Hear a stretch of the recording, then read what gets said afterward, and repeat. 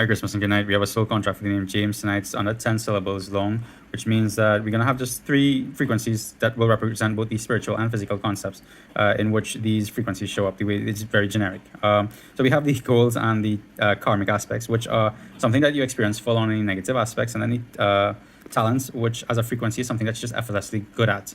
And sometimes we take this so for granted. And in the past, I've been speaking more of the negative aspects and in terms of what people experience. And we're not meant to really attach ourselves to this, but more rather just learn to overcome them through experiencing them fully.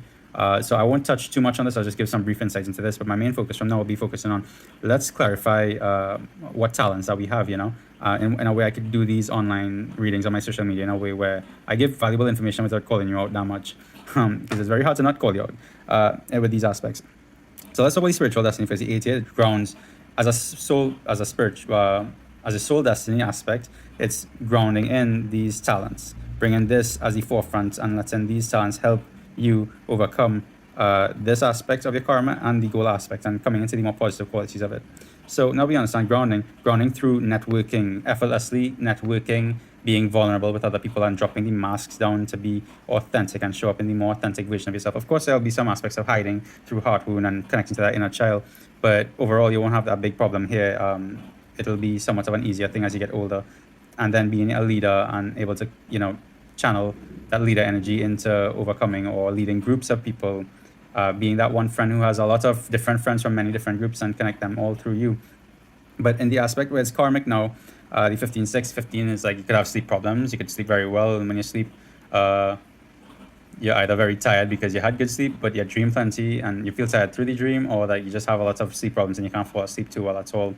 And then you feel tired as a problem from that. And it could also be you see the bigger picture, definitely, and you have so many thoughts coming in all at once, but you can't seem to focus in on one. And when you do focus in on one, you try to get something done, you get it done 80% of the way through, and then by the time you're 80% of the way through, you forget why you even started, you lost your purpose and sight of it, and so you start all over on something else, and you're onto something else again. The key here is then, for me, is like just get a to-do list and follow through, and small actionable steps, getting that creativity flowing again and moving on to that state of frustration. And for a big part, getting that creativity flowing is literally just doing some type of creative expression for like 15 minutes to get that energy moving within yourself before you continue more onto your tasks. The 13-4 is that level of authenticity within self, and you have this naturally 7, but it's more coming into the ability to love yourself fully and unconditionally and opening up to that aspect through, well, the 16-7 is in its negative aspect, it finds a lot of distractions. It goes into the very physical aspects of emotions and love and that sort of stuff, physical pleasures, and you get lost in what I would call a distraction, but it could be in our relationship with somebody who is going to negatively impact you in some way, and you have a kid with them, or there's a whole bunch of different distractions you could have that will ultimately lead you to the spiritual path, or the path of finding self at the goal of the 13-4, and which is just about learning to trust that even in down periods of life, that everything is going to work out for your highest good, and coming out of that space of what do we call it? We call it unworthiness, and that you are worthy of receiving and worthy of having and keeping stuff. And it's all through that learning how to love yourself fully. But yeah, this is the soul contract named James. And if you want a more in-depth reading and a full reading, you can always book a reading directly from the link in my bio. I love you. Have a good night.